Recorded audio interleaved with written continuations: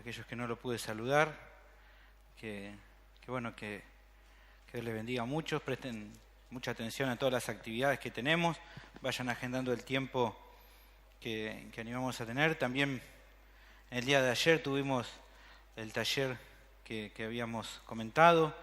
Les pido a los que no han podido venir que se puedan estar animando a informar, a ir consultando también a los que pudieron estar para que les puedan dar alguna idea sobre lo importante que fue, sobre la información que vimos. Creo que es muy importante estar sabiendo sobre todo esto que está pasando a nuestro alrededor para que todo esto no nos tome por sorpresa, ¿está bien? Hay muchas cosas importantes que vimos que nos llamó la atención, pudimos preguntando y bueno, les animo que si no han podido estar por diferentes situaciones que puedan hablar algunos de los hermanos que estuvieron presentes y que les puedan asesorar respecto a alguna información que puedan llegar a obtener. ¿Está bien? Sí.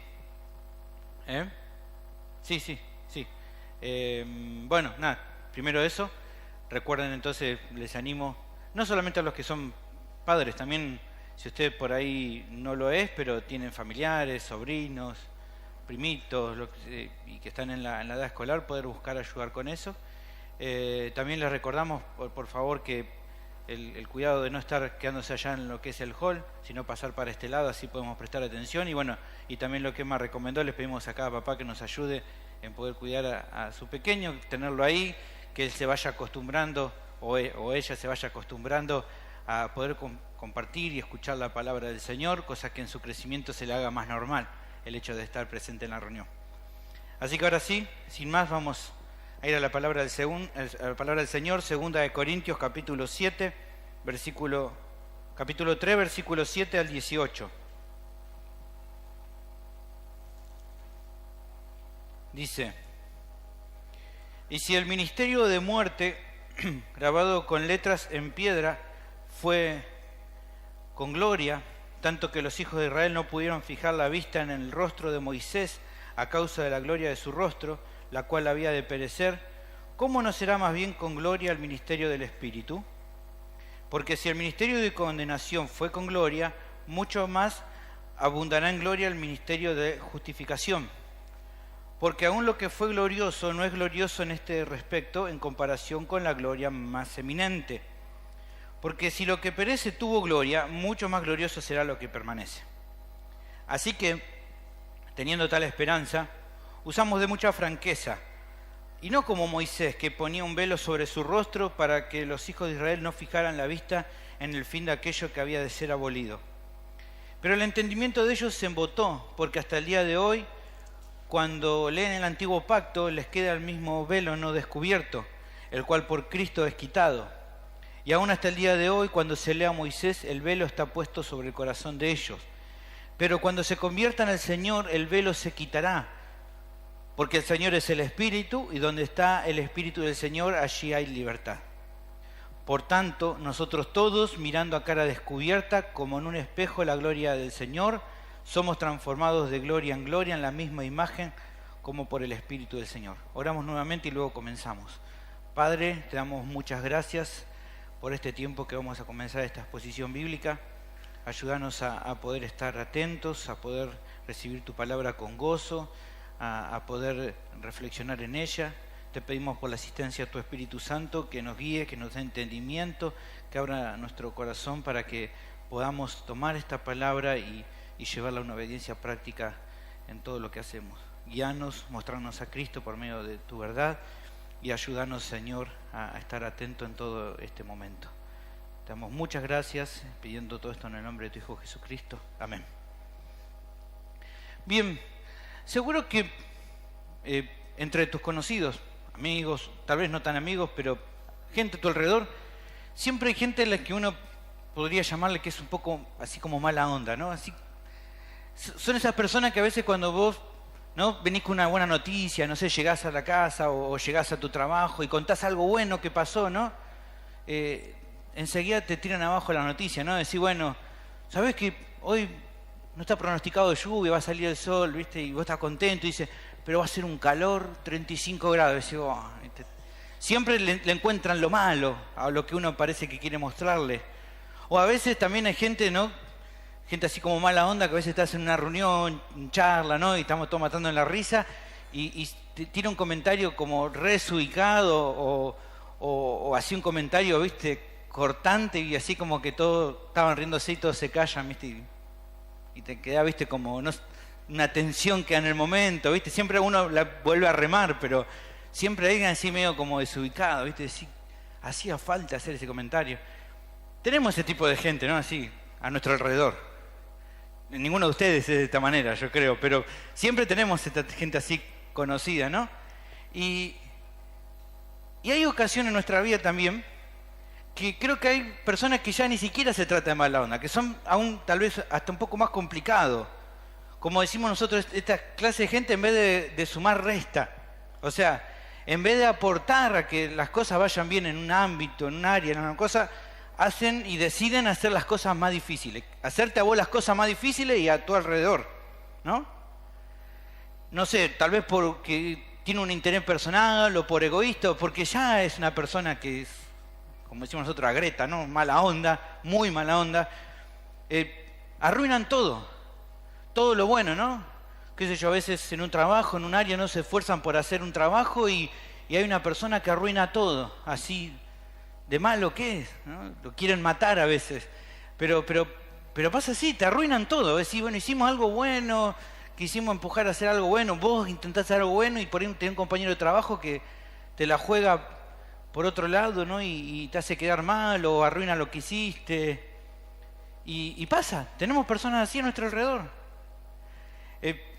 A veces decimos a estas personas, no, mejor es perderlas que encontrarlas, porque la verdad que no nos gusta tratar a veces con esta clase de personas. Pero por más que a veces intentamos no relacionarnos del todo o intentamos escaparla, a veces no podemos. A veces en el trabajo es alguien que va a estar ahí siempre o aquellos tienen algún negocio, ¿no? Un proveedor que viene y ya es el que viene y bueno, tenés que aguantarle esa cara de lunes, ¿viste? Y de lunes a la mañana y ya no podés zafar. Sabés que tenés que convivir e intentar hacer lo mejor posible para llevarte bien con ese tipo de personas. No te queda otra que convivir. Mismo en la familia, ¿no? A veces tenés un familiar que siempre está así con cara enojada, o un vecino que cuando salís le decís buen día, ¿no? Y ni te saluda o te mira así con mal, ¿viste? Viví la vida, ¿no? Te enojás así. Tenemos gente así a nuestro alrededor, gente que no es muy bien llevada o que peor, que a veces arruinan las cosas. Y bueno, ahí en la iglesia de Corinto, por lo que estamos viendo, había gente así. Estos falsos apóstoles habían llegado y como vimos ya en toda esta sección, estaban haciendo un desastre en la iglesia. Todo lo bueno que había hecho Pablo, ¿no? Ellos lo estaban tirando abajo. Toda la obra misionera de Pablo, en un sentido, ellos la estaban arruinando con toda su falsa enseñanza. Y ese lugar que tenía que ser un lugar donde avance el evangelio o donde las personas puedan ser edificadas, era un caos, ¿no? Debido a estos personajes que estaban en ese lugar.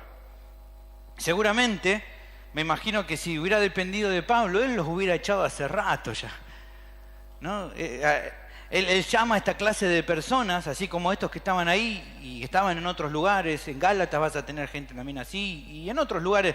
Él les llama de una forma bien clara. Él llama, son enemigos de la cruz. No los pone como enemigos de él, porque no era un problema personal. Eran que esta gente eran enemigos de la cruz de Cristo. Así lo ven, por ejemplo, ustedes en Filipenses capítulo 3, versículos 18 y 19. Dicen, porque por ahí andan muchos, ejemplo, en Corinto, de los cuales os dije muchas veces y aún ahora lo digo llorando, son enemigos de la cruz de Cristo, el fin de los cuales será perdición, cuyo Dios, en minúscula, ¿no? El Dios de esta gente es el vientre y cuya gloria es su vergüenza, que solo piensan en lo terrenal. Así que si fuera por él los hubiera echado ya hace rato, pero en el momento en que él escribe la carta él no tiene no tiene la posibilidad de echarlo, así que iban a estar ahí.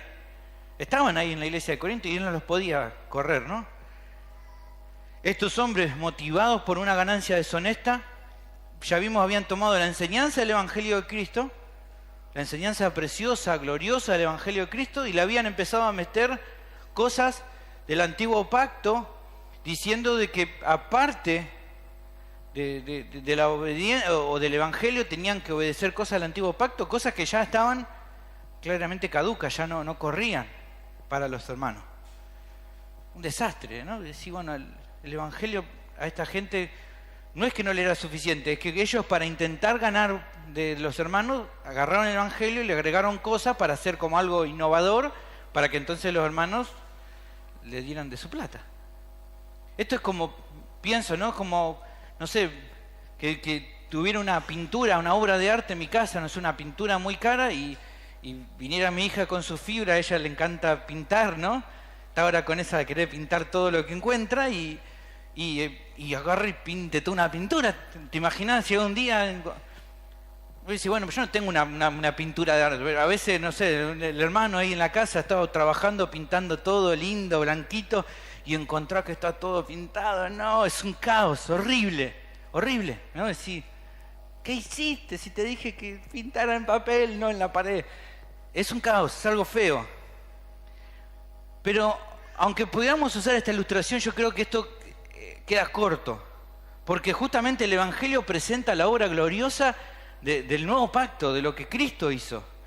Y pensar de agregarle méritos de obras, ¿no? De la obediencia a las obras para la salvación, a lo que Dios hizo solo por gracia, es lo más desastroso que puede llegar a ocurrir, hermanos. Imagínense. Es lo que escuchábamos hoy en la apertura, ¿no? La obra de gracia de Dios. Querer agregarle cosas es lo más horroroso que puede pasar. Y como el apóstol en ese momento todavía no podía echarlos, entonces, consciente de esto, lo que hace es escribir esta sección apelando que los creyentes genuinos allí de Corintio pudieran pensar y no se dejaran engañar. Como decimos nosotros, que no lo vendan gato por liebre, ¿no? Que no los engañen, mostrarles lo que era la verdad para que ellos compararan a lo que estos hombres le enseñaban y pudieran desechar las falsas enseñanzas. Pero lo que más querían ellos, lo que más querían es que se dan cuenta lo desastroso que era mezclar el Evangelio de Cristo, el Evangelio de la gracia, con cualquier otra cosa. Él quiere mantener el Evangelio de la gracia en alto, puro, limpio, la enseñanza sana. Y entonces por eso él entonces intenta enseñarle y poder corregir y que ellos entendieran bien y que no mezclaran las cosas. Y la semana pasada vimos entonces, y él apeló a mostrarle las bendiciones del nuevo pacto, las bendiciones preciosas del nuevo pacto, y vimos, ¿se acuerdan? No la semana pasada, sino la anterior, las 3 primeras bendiciones, y vamos a ver 4 más, y creo que va a ser de mucha edificación. Como fue para los hermanos de allí en Corinto, va a ser de mucha edificación para nuestra vida pensar en las bendiciones que son provistas para cada creyente por medio del nuevo pacto. Justamente el tema del sermón es ese: el nuevo pacto es una obra de Dios que provee de bendiciones gloriosas a los creyentes, a cada uno de los creyentes. ¿Y cuáles son? Bueno, el pasaje nos muestra 7, de las cuales en la anterior parte de este sermón vimos 3 y hoy vamos a ver 4 más. La primera de las bendiciones de hoy la tenemos en el versículo 12 y versículo 13. Te animo a seguirme atentamente en esta segunda parte. Dice, versículo 12, versículo 13, una de las bendiciones es que el nuevo pacto es una obra clara para los creyentes. Y aquí entonces vemos que va a ser una conexión entre lo que venía explicando el apóstol hasta acá y ahora presentando una nueva enseñanza. Fíjense que ahí tienen ustedes al comienzo un conector. Así que conecta lo que viene diciendo para agregar ahora algo nuevo. ¿Está bien? Usted cuando ve así que, o porque, o y, aún la palabra y, son conexiones entre lo que viene diciendo aquí la palabra para lo que ahora va a decir. ¿Y qué es lo que dice aquí? Bueno, dice, así que, teniendo tal esperanza, usamos de mucha franqueza. Versículo 12, versículo 13. ¿Y qué era así que? ¿A qué se está refiriendo? Bueno, a la anterior bendición que vimos, que es que el nuevo pacto es un pacto que ¿se acuerda que dijimos que es incondicional y que va a permanecer para siempre? Así que eso es lo que venía diciendo. El nuevo pacto es un pacto que es incondicional, porque solamente Dios se compromete a cumplirlo, y que es permanente. Y pensando en eso, dice, así que, pensando en eso, entonces viene lo que sigue ahora. Confiando en eso, confiando que es incondicional, que va a permanecer para siempre, esperanzados, y acá la idea es una esperanza con certeza, ahí la palabra esperanza es elpis, o sea, es una esperanza que es totalmente cierta, que es segura. Entonces, teniendo esa esperanza segura y cierta, es que entonces cada creyente puede actuar con mucha franqueza a la hora de presentar el Evangelio. Esta idea de mucha franqueza tiene no tanto que ver con las acciones, aunque lo comprende, pero también mucho que ver con lo que hablamos. ¿Y de qué es lo que él está hablando? Del Evangelio. Así que es la idea de esto. Como tenemos una esperanza cierta de que este pacto es eterno, porque es incondicional, entonces tenemos total franqueza para poder hablarlo, para poder contarle a otros del Evangelio. ¿Y por qué remarca esto de esta franqueza al hablar? Bueno, era muy necesario porque los falsos apóstoles habían, en un sentido, presentado una enseñanza muy rara. Imagínense, juntaban algunas cosas, la ley de Moisés, con el Evangelio de Cristo. Imagínense, una salvación por méritos junto con un Evangelio de gracia. No tienen conexión, pero de alguna manera esta gente había logrado conectarlo. Pero para conectarlo tenían que hacer un montón de vueltas, ¿no? Entonces era una enseñanza rara. Esta mezcolanza, esta mezcla era muy difícil de entender. Porque seamos honestos, pensémoslo ahora. Y por eso Pablo le hablaba. Si la gracia... Si a la gracia en la salvación se le quiere agregar obras para alcanzar esa misma salvación, la gracia entonces ya no es gracia. No tendría sentido. Pablo está diciendo, podemos hablar con franqueza, podemos hablar con sinceridad, porque lo que estoy enseñando es fácil. En cambio, esta gente, a usted le está enseñando cualquier cosa. Si ellos quieren meter obediencia a la ley para alcanzar la salvación, entonces eso ya no puede ser gracia. Por más que ellos digan que eso sí sea, no puede ser. En Romanos 11:6 Pablo hace como un juego de palabras, pero más o menos habla algo parecido. Y si por gracia no es por obra, de otra manera la gracia no es gracia. Y si por obras ya no es gracia, de otra manera la obra ya no es obra. Suena raro, pero es así. Si le vamos a meter salvación por medio de alguna obediencia a cosa, entonces ya no es gracia. Es como escuchábamos en la apertura, si la elección fue porque vio algo lindo, entonces no era gracia, era por belleza, pero evidentemente se ve por cómo a los que nos eligió se nota que es gracia, porque sí, evidentemente que sí. Y acá está el primero que mucha gracia tuvo el Señor para escogernos nosotros. Evidentemente no hubo méritos ahí. Eso es lo que Pablo está queriendo decir. No pueden ser, no son compatibles. Es como el agua y el aceite, no se pueden ser compatibles. Si le van a meter obediencia a las obras, entonces la gracia deja de ser gracia. Ahora, si es por obra, entonces ya no puede ser por gracia, porque entonces las obras no son obras. Ahora, esto no pasaba con la enseñanza del apóstol. Él podía presentarse hablando con total franqueza. No había enseñanza rara, no había ambigüedad en lo que él enseñaba. No había, como a veces tenemos contratos, ¿no? La letra chiquita que tenés que leer, te dicen siempre lee letra chiquita porque ahí te meten el verso, ¿no? Te meten la falso. No, lo que Pablo enseñaba, en otra parte se acuerdan que él decía, no hablamos entre líneas. Lo que hablamos es sincero, es claro, es con total franqueza. No hay ambigüedades en nuestro mensaje. Cualquiera lo podía entender, hasta un niño lo podía entender. Y entonces en esto es que vemos la primera bendición de la que íbamos a ver respecto al nuevo pacto. Es una obra de Dios que es clara, o sea, se puede entender. Y esto se confirma como sigue el pasaje, en el versículo siguiente, versículo 13. Y no como Moisés, que ponía un velo sobre su rostro para que los hijos de Israel no fijaran la vista en el fin de aquello que había de ser abolido. Nuevamente aquí utiliza el apóstol la ilustración, ¿se acuerdan del relato de Moisés en el Sinaí? Cuando se acuerdan que vimos la vez pasada, es el mismo relato que usa de ilustración. Moisés estaba en el monte hablando directamente ahí con Dios y bajaba entonces a donde estaba el pueblo, y cuando bajaba dice que su rostro brillaba y entonces la gente se asustaba y Moisés, ¿qué hacía? Se ponía un velo para que entonces pudiera hablar con la gente, y luego que terminaba de hablar con ellos y volvía a subir al monte, podía sacarse el velo para poder seguir estando en contacto con Dios. Ese es el relato que tenemos ahí en Éxodo 34. Solamente leemos el versículo 30 como para recordar, porque esto ya lo vimos, es la misma ilustración. Y Aarón y todos los hijos de Israel miraron a Moisés, y he aquí la piel de su rostro era resplandeciente, y tuvieron miedo de acercarse a él. Esta demostración de la gloria de Dios en la vida de Moisés era algo que asustaba a la gente.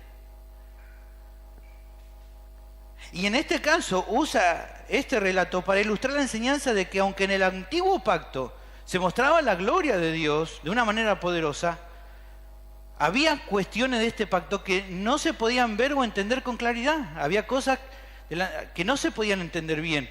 Y utiliza la ilustración de los israelitas no pudiendo ver el rostro de Moisés, como diciendo, bueno, así como los israelitas no podían ver el rostro de Moisés, él se tenía que poner un velo, así también en un sentido había cosas del antiguo pacto que no se podían lograr comprender con claridad, que ahora con el nuevo pacto sí se puede llegar a entender mejor. La idea de que esto iba a ser abolido es que esto se iba a desaparecer. Esta falta de claridad en algunas cosas, ahora con la venida de Cristo y con el nuevo pacto se iban a poder entender un poco mejor. Ahora se han aclarado un montón de cosas. En este sentido, los creyentes de hoy tenemos como en cierto sentido un privilegio de poder entender cosas que los israelitas en el antiguo pacto no lograban comprender con tanta claridad como hoy sí nosotros. Algunos ejemplos podemos mencionar. El mensaje del Evangelio de Cristo hoy lo entendemos con total claridad. Romanos capítulo 16, versículo 25 lo menciona como que antes era un misterio. Y al que puede confirmarnos según mi Evangelio y la predicación de Jesucristo, según la revelación del misterio que se ha mantenido oculto desde tiempos eternos. No se lograba entender con total claridad, pero con la venida de Cristo y con la presentación, ahora entendemos correctamente el Evangelio. Que a los apóstoles les fue revelado por medio del Espíritu Santo y ellos nos lo dan por la Escritura, y nosotros entendiendo y leyendo la Escritura podemos entender completamente el mensaje del Evangelio, lo que predicamos hace un ratito. Por ejemplo, Cristo murió por nuestro pecado, fue sepultado, resucitó el tercer día. Hoy lo entendemos con claridad. También podemos ver la unidad de judíos y gentiles en la iglesia. Entendemos bien eso, Efesios capítulo 3, versículo 3 al 6. Por revelación me fue declarado el misterio, como antes lo he escrito brevemente, leyendo lo cual podéis entender cuál sea mi conocimiento en el misterio de Cristo. Misterio que en otras generaciones no se dio a conocer a los hijos de los hombres, como ahora has revelado sus santos apóstoles y profetas por el Espíritu, que los gentiles son coherederos y miembros del mismo cuerpo y copartícipe de la promesa en Cristo Jesús por medio del Evangelio, que esta promesa del nuevo pacto también abarca a los gentiles, o sea, a nosotros. Eso no lo lograban comprender bien en el antiguo pacto, pero ahora quedó en evidencia. Dios a los apóstoles, ya en el Nuevo Testamento, les revela esto y ellos escriben eso. Y dicen, los gentiles también son coherederos, son partes ahora de la iglesia. En otro lado va a decir, de ambos pueblos hizo uno, derribando la pared intermedia. Más adelante Pablo va a decir en Efesios. ¿Qué más también que tal vez no se entendía bien antes y ahora se entiende y comprende bien? La glorificación de los creyentes al final de los tiempos. Eso lo vimos cuando vimos 1 Corintios capítulo 15, versículo 51. Aquí os digo un misterio, no todos dormiremos, pero todos seremos transformados. Esto es algo que no se entendía bien, y con la venida de Cristo, Él hablando sobre el respecto, y luego por medio de la enseñanza apostólica se logró comprender correctamente respecto a la resurrección de los muertos.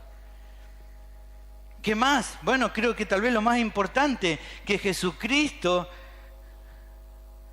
el Nazareno, es el Hijo de Dios, el Verbo de Dios, el Verbo hecho carne.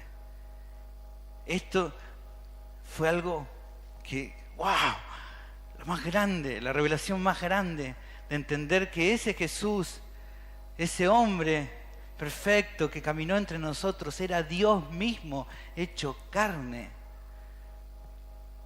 Era un misterio. ¿Cómo podía ser? ¿Cómo podía solucionarse el problema del corazón? Bueno, Dios vino al mundo. De tal manera amó Dios al mundo que envió a su Hijo al mundo. Eso es algo que no lograban entender. Y los judíos no lograban comprender, pero fue revelado la verdad. La verdad quedó clara, era evidente. ¿Se acuerdan? Con cada milagro del Señor, los discípulos decían, ¿quién es este? ¿Quién es?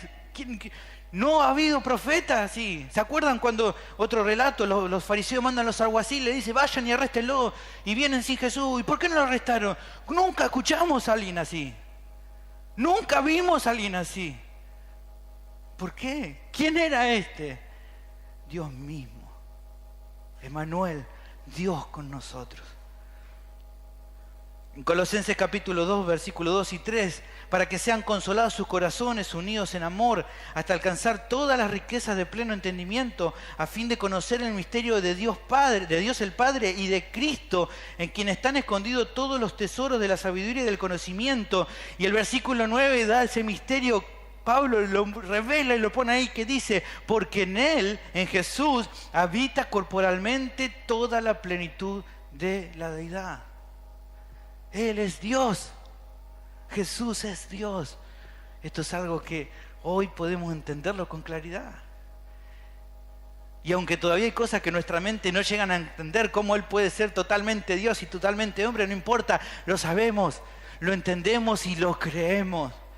Porque eso nos dio la salvación. Entonces hay cosas nosotros que hoy comprendemos que en el antiguo pacto no se lograban comprender con esta claridad. Es como nos pasa hoy, lo nombro a modelo, a tipo de ilustración, ¿no? Como un ejemplo. Es como a veces cuando leemos hoy el Apocalipsis, hay cosas que no entendemos del todo. Más o menos hay una cosa que logramos tal vez interpretar, algunos interpretan de una forma, otro de otra, pero hay cosas que no logramos comprender del todo. Pero evidentemente cuando llegue el tiempo final, ahí va a empezar a caer cada cosa.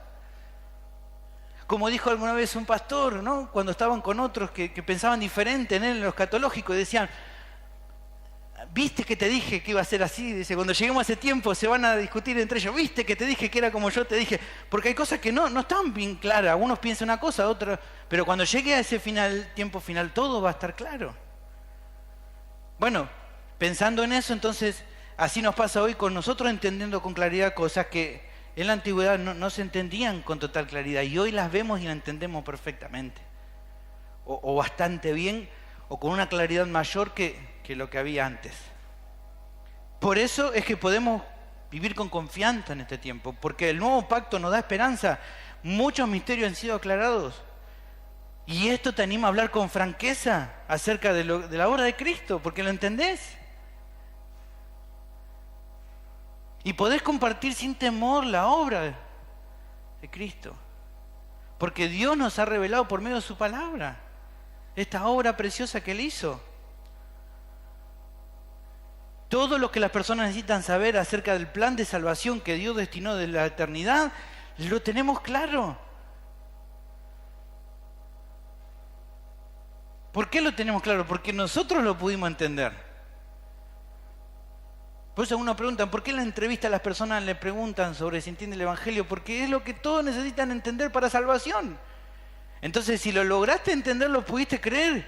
Y si lo pudiste entender y lo pudiste creer, lo podés compartir. El apóstol se esforzaba en presentar este mensaje sin agregarle nada. Él hablaba de Cristo y solamente de Cristo. ¿Se acuerdan que cuando comenzó la primera epístola de los Corintios, capítulo 2, versículo 1 y 2, él decía, así que hermanos, cuando fui a vosotros para anunciar el testimonio de Dios, no fui con excelencia de palabra o de sabiduría, pues me propuse no saber entre vosotros cosa alguna, sino a Jesucristo y a este crucificado. Esto es todo. Esto es todo. Mi pregunta es, ¿qué estás esperando para hablarles a otro del Evangelio de Cristo? No, es que tengo miedo, me da vergüenza, no sé bien qué voy a decir. ¿Te das cuenta que el temor no tiene que ver tanto con qué vas a decir? ¿Vas a decir lo que vos crees? El problema no tiene tanto que ver con no saber qué decir, sino con el orgullo de no querer hacer lo que Dios nos manda a hacer, que predicar el Evangelio.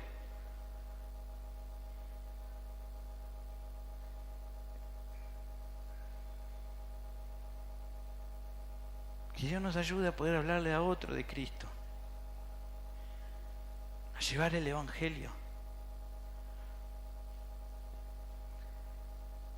La siguiente de las bendiciones del nuevo pacto es que es una obra que lleva a Cristo a cada creyente. Creo que la siguiente explicación es definitivamente para mí la más importante que el texto da. Dice versículo 14, pero el entendimiento de ellos se embotó, porque hasta el día de hoy, cuando leen el antiguo pacto, les queda el mismo velo no descubierto, el cual por Cristo es quitado. La referencia del apóstol aquí es acerca de los judíos que no son salvos y que siguen intentando alcanzar la salvación. ¿Por qué? Por medio de la obediencia a la ley de Moisés. El problema que enfrentan todas estas personas que intentan alcanzar la salvación por este medio, hasta hoy, hasta la actualidad, es no querer aceptar que la salvación no se gana por la obediencia a la ley, porque nadie puede obedecerla completamente. Nadie puede. Sino que el propósito de la ley, ¿cuál era? ¿Se acuerdan que hablamos la vez pasada? Es mostrar nuestra bancarrota espiritual. Es mostrar que nadie puede en un sentido obedecerla. Claro, nadie puede. Y por lo tanto estamos condenados. Y como estamos condenados, entonces la ley nos lleva ¿a qué? A arrepentirnos y a ir humillado ante Cristo pidiéndole perdón. ¿Se acuerdan que explicamos que la ley era como un ayo? Como alguien que nos llevaba a mostrar nuestra necesidad de la salvación por medio de la iniciativa de Dios, porque si es por nosotros no nos podemos salvar. Entonces estas personas no se dan cuenta de esto y lo rechazan. Porque no pueden entender y porque no quieren entenderlo. El Señor Jesús les explicaba por medio de su enseñanza y esta gente lo rechazaba. No quería escuchar este mensaje. Porque este mensaje ¿a qué apunta? Al orgullo nuestro. En Juan capítulo 9 él hace un resumen simple sobre este rechazo de los judíos. Dice, dijo Jesús, para juicio he venido yo a este mundo, para que los que no ven, vean, y los que ven sean cegados. Entonces algunos de los fariseos que estaban con él le dijeron, ¿acaso nosotros somos también ciegos? Jesús le respondió, si fueran ciegos no tendríais pecado, mas ahora porque decís vemos, vuestro pecado permanece. ¿Ven? ¿Ven el juego acá? Los que dicen ven son los que creen que pueden salvarse por medio de sus obras. Para esa gente está ciega. Pero los que dicen no vemos, o sea, los que se dan cuenta de su necesidad, del perdón de Dios y que no lo merecen, son los que logran ver. Y los fariseos, ¿qué hacían? Nosotros vemos. Y decían, ustedes son los más ciegos de todos. Que su entendimiento, como dice nuestro texto, se haya embotado, una palabra que no usamos mucho, en griego es la palabra poró, quiere decir que su corazón se endureció al rechazar la verdad. Rechazaron la verdad y por lo tanto su corazón se endureció. Esta situación se ilustra claramente en Jeremías, capítulo 7, versículo 23 al 27, nos ilustra el corazón de aquellos que rechazan la verdad de Dios. Dice, mas esto les mandé, dice Dios, diciendo, escuchad mi voz y seré a vosotros por Dios y vosotros me seréis por pueblos y andad en todo camino que os mande para que os vaya bien. Y no oyeron ni inclinaron su oído, antes caminaron en sus propios consejos, en la dureza de su corazón malvados, y fueron hacia atrás y no hacia adelante, desde el día que vuestros padres salieron de la tierra de Egipto hasta hoy. Y os envié todos los profetas mis siervos, enviándolos desde temprano y sin cesar, pero no me oyeron ni inclinaron su oído, sino que se endurecieron su cerviz e hicieron peor que sus padres. Entonces Dios le dice al profeta, tú pues le dirás todas estas palabras, pero no te oirán, los llamarás y no te responderán, porque no quieren y su corazón se endureció. Y para reforzar este concepto, el apóstol utiliza la ilustración del velo, pero ahora poniéndolo en aquellos que todavía siguen sin comprender y no quieren ver y no quieren recibir la salvación que se otorga no por la obediencia a la ley, porque esa es una obra de gracia de Dios, no quieren a esa persona y por lo tanto, como no quieren ni rechazan, el velo sigue ahora sobre ellos. Utiliza la idea del velo que se le ponía a Moisés. Ahora ese mismo velo está puesto sobre esas personas y no pueden ver la realidad de su situación. Para ellos todo sigue estando oscuro, no pueden ver. Esteban, antes de morir, hace una descripción todavía más clara de estos que siguen en este error mortal. Él dice, son pecadores, cabezas duras, necios, que en su orgullo se resisten a la obra del Espíritu Santo en el nuevo pacto. Esteban les habla a esta gente y les dice, duros de cerviz e incircuncisos de corazón y de oídos, vosotros resistís siempre al Espíritu Santo, como vuestros padres, así también vosotros. No querían entender y no podían entender, rechazaban esto. Pero aunque todo esto suena tan terrible, aquí nos encontramos ante la verdad más importante de todas. Por medio, dice nuestro texto, de la obra de Cristo, el velo se les quita. Así dice el versículo. El velo tienen todavía, pero el cual por Cristo es quitado. La obra del Señor Jesucristo provee la única solución posible al problema. Como ellos no pueden ver porque no quieren, entonces Dios tiene que sacarle ese velo. Es Dios mismo librando a su pueblo de la oscuridad producido por su pecado. Es Cristo produciendo el milagro de dar luz a los que están ciegos. Más adelante lo vamos a ver.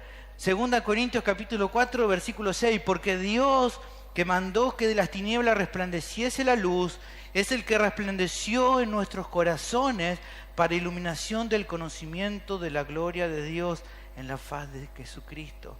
El velo ha sido quitado y ahora la gente puede ver por medio de la obra de Cristo. Nuevamente, ese velo se quita.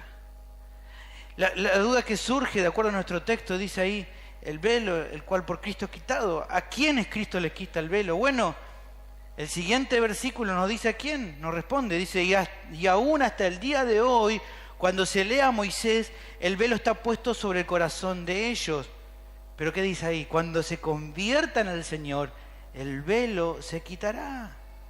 La referencia se repite aquí respecto al velo que está sobre el corazón de aquellos que no quieren esta verdad del Evangelio, que siguen neciamente confiando en que su salvación la pueden obtener por medio de la obediencia a la ley. Acá dice sobre cuando se lea a Moisés, como una referencia, no escuchan en la sinagoga todavía la ley y creen que así la van a poder, al obedecer, alcanzar la salvación. Pero dice aquí a quienes les llega que Dios quite este velo. Dice, pero cuando se conviertan al Señor, el velo se quitará. Y me gustaría leer ahí, si puede ser, Pavo, buscar ese texto en la versión de la Biblia de las Américas para entenderlo mucho mejor. Fíjense en Biblia de las Américas. Pero cuando alguno se vuelve al Señor, el velo es quitado. A cada pecador, aquí tenemos la respuesta. ¿A quién es? Bueno, a cada pecador que se vuelve de todo corazón al Señor, el velo se le quita, o sea, recibe la salvación. Se le concede el perdón de todos sus pecados, la vida eterna. Y esto, como vemos, la palabra es tanto para los judíos como para los no judíos. Como hace tiempo atrás Isa nos comentaba, Romanos 1:16, porque no me avergüenzo del Evangelio, porque es poder de Dios para salvación. ¿A quién? A todo aquel que cree, al judío primeramente y también al griego. Podemos ver. ¿Qué podemos ver? Bueno, y esta creo que es la mayor bendición de todo. Presta atención. La mayor bendición que cada creyente recibe por medio de la obra del nuevo pacto es el poder experimentar una relación plena con el Señor Jesucristo. ¿Y cómo lo puede hacer? Porque el mismo Cristo te quita el velo de tu corazón para que ahora lo puedas conocer. Es el mismo Cristo quien obra en el corazón del pecador y lo hace suyo, para que pueda quitarle ese velo Él primero dio su vida en la cruz y ahora tiene autoridad para dar vida a quien Él quiere, para quitarte el velo de tu corazón y que ahora puedas conocer la belleza de tu Salvador. Por tanto, toda esta obra del nuevo pacto tiene un propósito fundamental y principal. ¿Cuál es? Apunta a que justamente Cristo sea exaltado por medio de un pueblo que Él compró con su sangre. Y por eso hoy podemos cantar eternamente exaltado. Él te compró. Él hizo todo lo que vos no podías hacer, lo que vos no querías hacer por tu pecado. Vos le diste la espalda a Dios, pero Cristo te trajo a Él, te quitó el velo, pudiste entender, te dio la fe, te otorgó el arrepentimiento y te trajo a Él y te salvó y lo hizo por gracia. ¿Para qué? Para que toda la gloria sea solo para Cristo.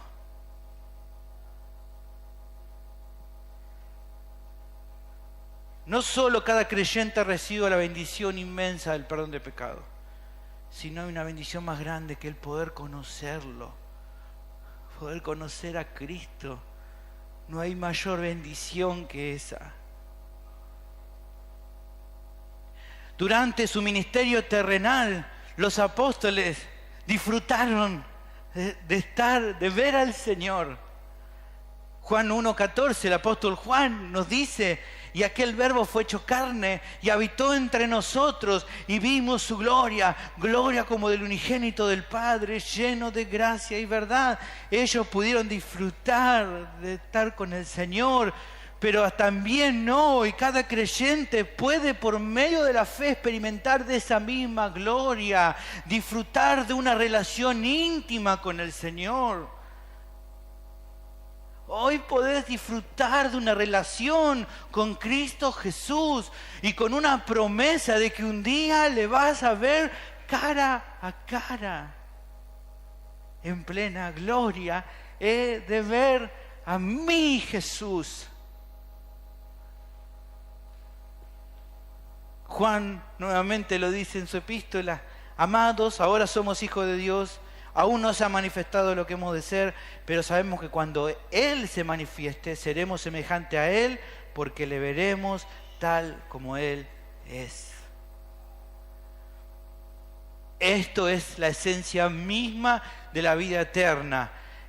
Esta es la vida eterna, dice Juan, que te conozcan a ti, el único Dios verdadero, y a Jesucristo a quien has enviado. La mayor bendición es poder conocer a Cristo.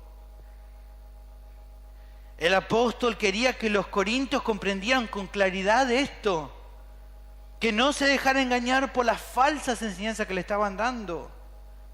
Y hoy, lamentablemente, como hablamos también la vez pasada, los creyentes se enfrentan al mismo riesgo. Hoy lo hablaba con algunas hermanas: querer procurar una relación con el Señor en base a merecimientos propios. O querer tener una mayor relación con el Señor por medio de experiencias personales, como cosas más grandes, como que no pudiéramos relacionarnos hoy, sin darnos cuenta que la única forma de poder estar en comunión con Él es por medio de la fe solamente, y que no se necesita agregarle a nada de lo que Él ya te dio, sino solamente disfrutar de todo lo que Él ya te concedió. Colosenses capítulo 2 versículo 10 lo afirma, dice: vosotros estáis completos en Él, que es la cabeza de todo principado y potestad. Mi pregunta es: ¿cómo es en tu vida? Muchos dicen que necesitan algo más, porque no pueden apreciar esto, que la Biblia enseña que tenemos todo disponible. Ellos te dicen: no, me está costando. Ellos creen que les falta algo. Ellos creen que no puedo crecer en mi vida espiritual, no, me cuesta afirmarme, no, algo me debe estar faltando. Algo me falta, pastor, ¿qué me falta? Bueno, vení, voy a orar por vos, lo que te falta es más unción. ¿Y qué te falta? Tu problema, lo que te está faltando, es que estás buscando en otras cosas la satisfacción que solo puedes encontrar con Cristo. Cosas que terminan enfriando tu comunión con el Señor. Estás afanado por las cosas de este mundo y después reclamás a Dios, al pastor y a los hermanos, no, mi devocional es tan frío. Porque estás tan afanado por las cosas de este mundo que evidentemente no podés disfrutar de Cristo. ¿Cómo vas a disfrutarlo? Si estás buscando, si como dice el profeta, volvemos a hacer lo que hacíamos antes, despreciamos la fuente de agua de vida y cavamos para nosotros cisternas rotas, nos afanamos, nos metemos tanto en las cosas de este mundo que después cuando te sentás a orar no podés orar nada, porque tu mente está pensando en todas las cosas de los afanes de este mundo. Y después decís, bueno, lo que pasa es que no sé qué me falta, pastor. Ore por mí, déme la unción. No necesitas unción, lo que necesitas es arrepentirte. Dejar de buscar tanto afán por las cosas de este mundo y volverte a Cristo de todo corazón. No pones tu mente al servicio de reflexionar teológicamente. ¿Qué quiere decir con esto? O sea, meditar en las cosas de Dios. ¿Qué es esto, reflexión teológica? Tomarte un rato para meditar en Dios. Y no te tomás ni un minuto para meditar en Dios. Y después sentí que algo te falta. Y claro que te falta. Si fuiste hecho para disfrutar de Él y no lo estás disfrutando, te va a faltar todo. Si estás leyendo la Biblia, buscando decir, bueno, la lectura cronológica, estás queriendo terminar rápido leer porque querés hacer otra cosa, evidentemente tu mente no se enfoca en pensar en Dios. Después, no pretendas decir, no, me falta otra cosa. Lo que te falta es que no haces caso a lo que Dios dice que te falta.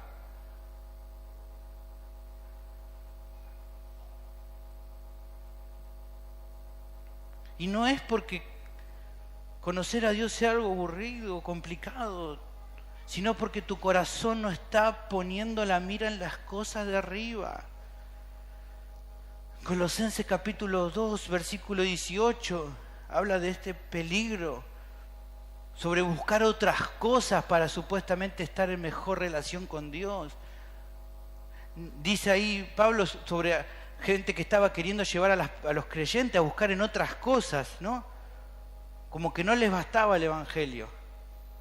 Dice, nadie os prive de vuestro premio, afectando humildad y culto a los ángeles, entrometiéndose en lo que no ha visto, vanamente hinchado por su propia mente carnal, y no haciéndose de la cabeza de Cristo, en virtud de quien todo el cuerpo, nutriéndose y uniéndose por las coyunturas y ligamentos, crece con el crecimiento que da Dios. Le está diciendo, en vez de aferrarse a Cristo, se aferran a cosas que nada que ver. Dice después, pues si habéis muerto con Cristo en cuanto a los rudimentos del mundo, ¿por qué como si viviese en el mundo sometéis a preceptos tales como no manejes, ni gustes, ni aun toques, en conformidad a mandamientos y doctrinas de hombres, cosas que todas se destruyen con el uso? Tales cosas tienen la verdad cierta reputación de sabiduría en culto voluntario, en humildad y en duro trato del cuerpo, pero no tienen valor alguno contra los apetitos de la carne, un legalismo atroz. Es decir, pero pastor, esto pasa en muchas iglesias, pastor, me está faltando algo, no sé, no puedo buscar bien del Señor. No, lo que pasa es que bueno, a ver, no, tenés mucha pintura puesta, así Dios no te va a bendecir. No, ¿cómo te vas a cortar el pelo? No, ¿cómo te vas a poner esto? No, ¿cómo no te vas a poner este otro? No, ¿cómo te vas a ir de vacaciones? Eso es pecado. No, ¿cómo vas a hacer esto? No guste, no maneje, no toque. Así vas a ser una persona fiel. Eso no sirve para nada. No sirve para nada. Ese ritualismo tampoco. Ese legalismo tampoco te va a llevar a tener una mayor relación con Cristo. Obedecer mandamiento de hombre no lleva a tener relación con Cristo a nadie. Pablo aclara en el comienzo del capítulo 3 cuál es la clave. Dice, si puedes haber resucitado con Cristo, busca las cosas de arriba, donde está justamente Cristo. Tan simple como eso. No busquen otras cosas. Mi pregunta es, ¿estás disfrutando de tu relación con Cristo? ¿O hay cosas que están llevándote a descuidar tu relación con Él? El afán de este mundo, las cosas de este mundo, los problemas, tu lucha para llegar a fin de mes, tus problemas de que no te pagan lo que vos quisieras, tantas cosas que abruman tu vida, te están obstaculizando para poder tener tiempo con el Señor.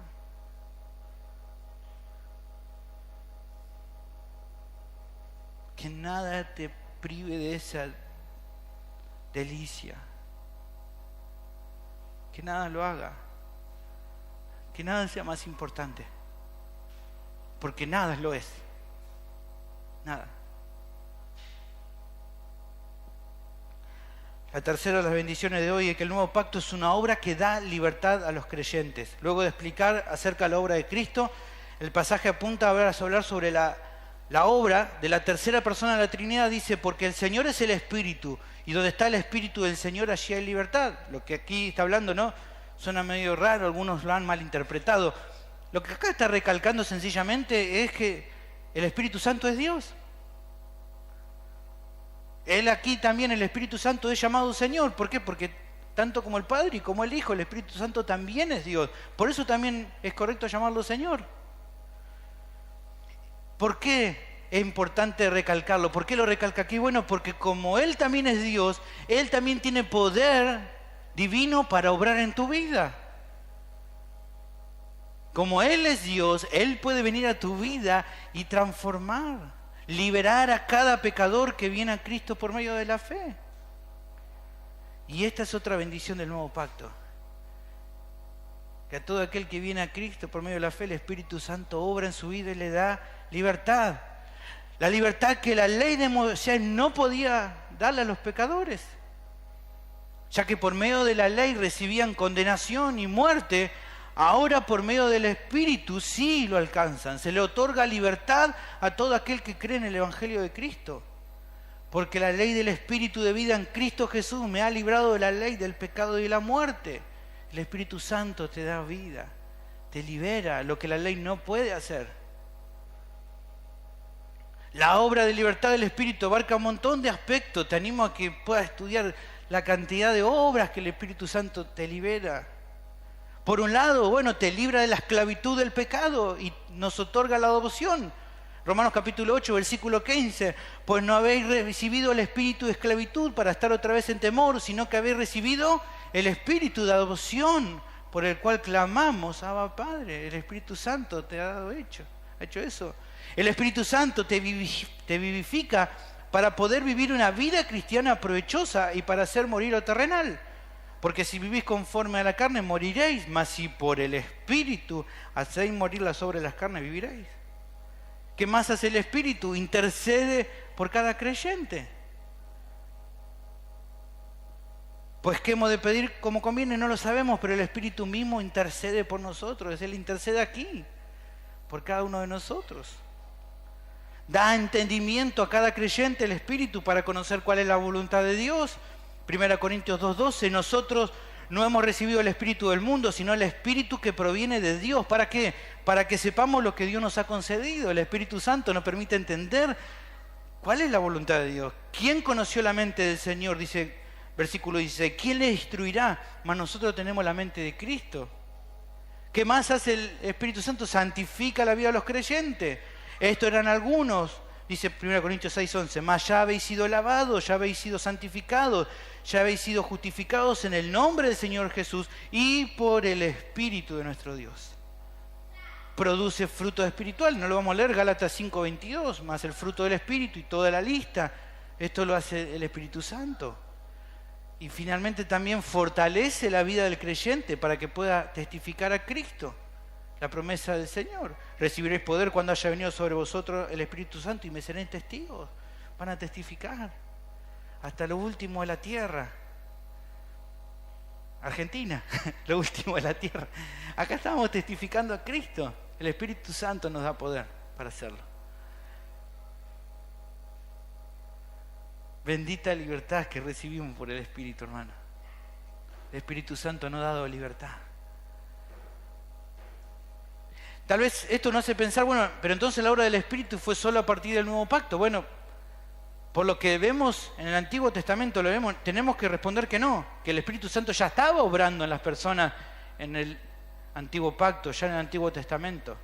Evidentemente que alguien se pudiera deleitar en la ley de Dios y no viera la ley como un medio para que obedecerla te llevara al cielo, que alguien pudiera entender que la ley no tenía el propósito de ser un medio por el cual llegar al cielo, sino que era una manera de poder disfrutar de conocer a Dios, era una obra que tenía que hacer el Espíritu Santo.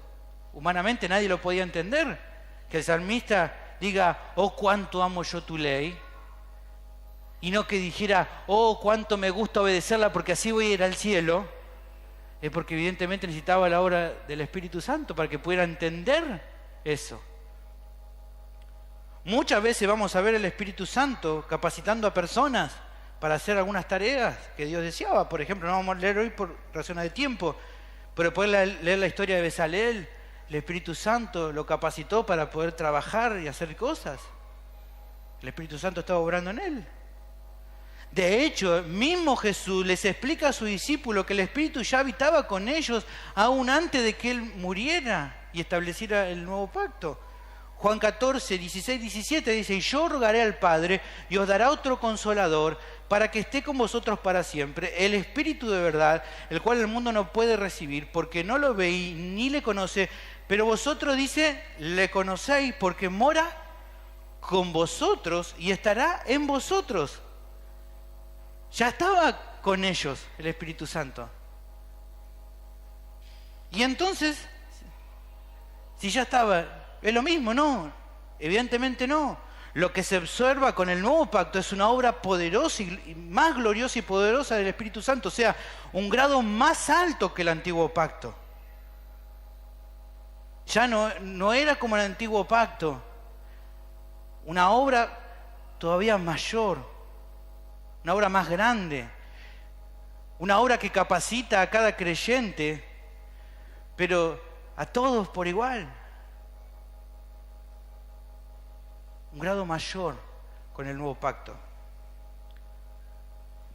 ¿Y cómo vemos esto? Bueno, podemos verlo por ejemplo en Juan 7, 37 al 39.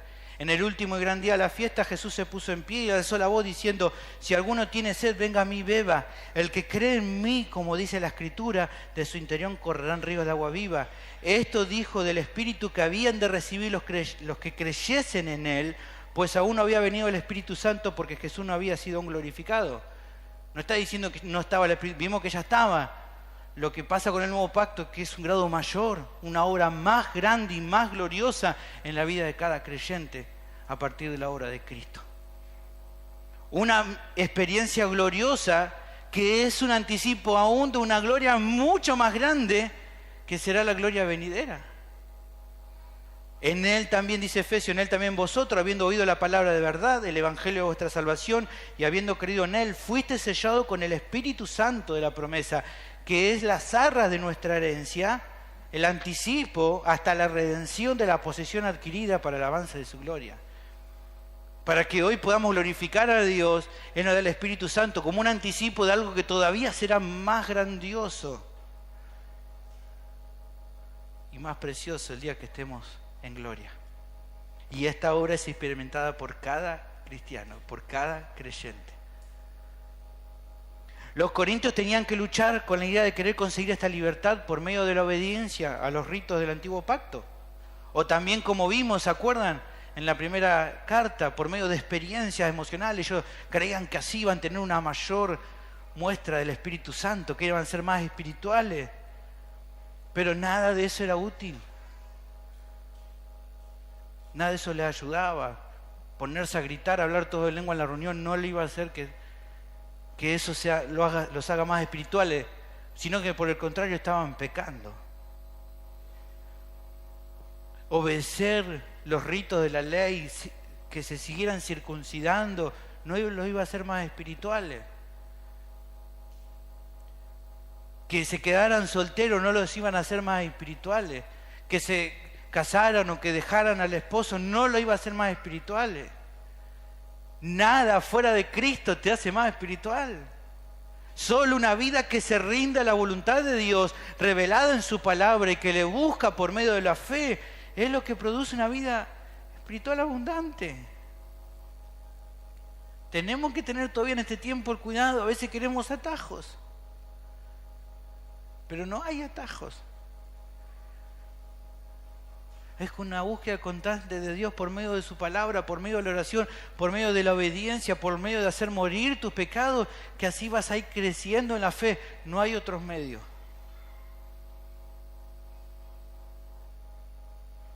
Esto también apunta a aquel que todavía está sin Cristo.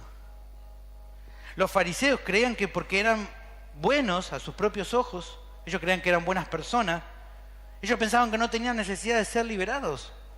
Pero la realidad es que tanto ellos como cada uno de los que todavía está sin Cristo están en una misma condición. La Biblia dice que son esclavos del pecado. Jesús les respondió, ellos decían, nosotros no, ¿qué vamos a estar esclavos? Nosotros no necesitamos que nos liberen, nosotros somos libres. Y Jesús le dice, de cierto os digo que todo aquel que hace pecado, esclavo es del pecado.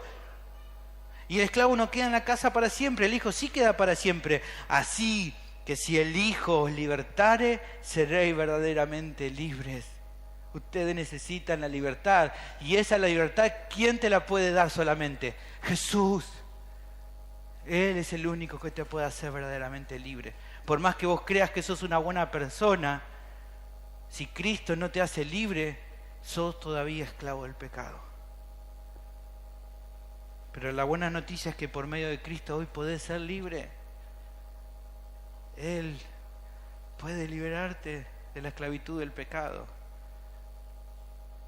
¿Cómo puedo? Venía a Él, venía a Cristo, arrepentido por tus pecados, y vas a recibir hoy mismo la salvación y la vida eterna. ¿Qué vas a hacer al respecto? ¿Vas a seguir esclavo de tus pecados para siempre? ¿O vas a buscar la libertad en Cristo Jesús? Si todavía seguís esclavo de tu pecado, venido y a Cristo no lo pospongan. La última de las bendiciones, y con esto vamos finalizando, es que el nuevo pacto es una obra que transforma la vida de los creyentes.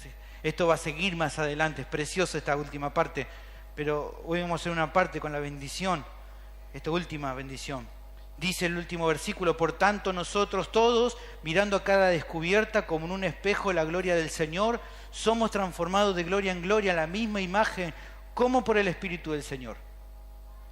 Luego entonces de plantear que aquellos que intentan por medio de la obediencia a la ley recibir la salvación y que esas personas es como que tuvieran un velo, el texto marca que en cambio los creyentes por medio de la obra de Cristo hoy han recibido la salvación.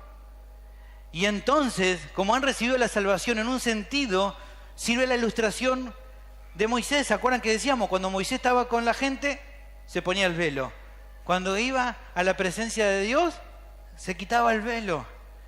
Con esa ilustración en mente, es que ahora en un sentido, cada creyente está como Moisés en la presencia de Dios. El velo se le quita y ahora pueden estar en la presencia de Dios. Pueden ver con nitidez, como si fuera, dice ahí, como si fuera un espejo, la gloria de Dios en la faz de Jesucristo. Es interesante, él habla mucho del espejo, ¿por qué? Porque en Corinto era una ciudad que se vendían espejos muy buenos. Ya dijimos que no eran como los espejos que tenemos hoy, no eran tan nítidos como los de hoy. Se eran de los mejores de calidad, pero era todavía borrosa la imagen, pero era un espejo y se podía ver más o menos. Y esto es una buena ilustración para entender cómo es esto en la vida del creyente. Hoy podemos conocer a Cristo, podemos como un espejo ver la gloria, pero un día lo vamos a ver con total claridad. Hoy vemos en un espejo, dice en Corintios 13:12, ahora vemos por espejo oscuramente, hay aún una nitidez, mas entonces veremos cara a cara. Ya vemos parte de eso, está ahora, hay cierta nitidez, pero no se compara a lo que un día va a ser verle cara a cara. Ahora conozco en parte, pero entonces conoceré como fui conocido. Y yo creo que ese va a ser el día más glorioso de nuestra vida. ¿Hemos tenido días gloriosos en nuestra vida? Claro que sí. El día que nos casamos fue un día precioso. Aquellos que somos padres, el día que nacieron nuestros hijos fue un día glorioso. Claro que sí. Pero ninguno se compara al día que estemos delante de Jesús. Ese día va a ser precioso.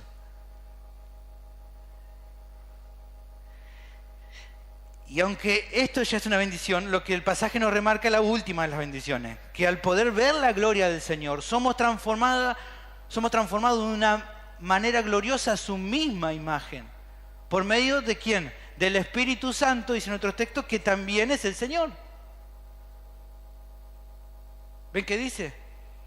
Somos transformados de gloria en gloria en la misma imagen como por el Espíritu del Señor. O sea, por el Señor que es el Espíritu, también ahora que estamos y que podemos ver, nos va transformando. O sea, al ser expuesto a la gloria del Señor, el velo fue quitado, ahora el Espíritu Santo, ¿qué hace? Nos hace parecido a Cristo. Eso es lo que está diciendo ahí. Para Pablo esto era muy común hablar de esto. Él en Romanos capítulo 8 ya lo vimos. ¿Se acuerdan? Porque a los que antes conoció los predestinó, ¿para qué? Para que fuesen hechos conforme a la imagen de su Hijo. ¿Y quién hace esta obra? El Espíritu Santo. Te hace más parecido a Cristo. Por lo que también el nuevo pacto es una obra transformadora de Dios en la vida de cada creyente. No solo que te salva entonces, como vimos, perdonando tus pecados, no solo que te otorga la justicia perfecta de Cristo en el nuevo pacto, no solo que te liberta para siempre, sino que también te santifica y produce fruto espiritual que glorifica a Dios al hacerte semejante a su Hijo. ¿Y cómo es que te va transformando? Por medio de su palabra. El Espíritu Santo usa su palabra. Al ser expuesto a la palabra de Dios, el Espíritu entonces te va haciendo más parecido a Cristo. Esa es la manera como lo hace. ¿Ves qué importante que es estudiar la Escritura? ¿Cómo hace el Espíritu Santo para hacerte más parecido a Cristo? Por medio de la Escritura. Yo quiero parecerme más a Jesús. Bueno, lee más la Biblia. Es un juego simple, pero si lees poco la Biblia, ¿te vas a parecer mucho a Jesús? No. Necesitas leerla, estudiarla, porque el Espíritu Santo va a usar eso para hacerte más parecida a Cristo. Ante todo este resumen, entonces, claro que los creyentes deben guardar su vida de cualquier intento por querer obtener gracia basado en lo que cada uno de nosotros puede hacer. También debemos entender bien esto de la gloria del nuevo pacto para poder crecer en fe. Un pastor dice al respecto: la vida cristiana no consiste en rituales, sino en tener relación con Jesucristo, no en ceremonias, sino en sincera fidelidad a Cristo. Por medio de las bendiciones del nuevo pacto vas a poder disfrutar de las delicias de Dios. Vas a poder estar totalmente satisfecho en Él. Y vas a poder exclamar lo que el mismo salmista decía. ¿Qué cosa? ¿A quién tengo yo en los cielos sino a ti? Y fuera de ti nada deseo en la tierra. Mi pregunta ¿es una realidad esto hoy en tu vida? ¿Estás pudiendo disfrutar hoy de Cristo? Padre, te damos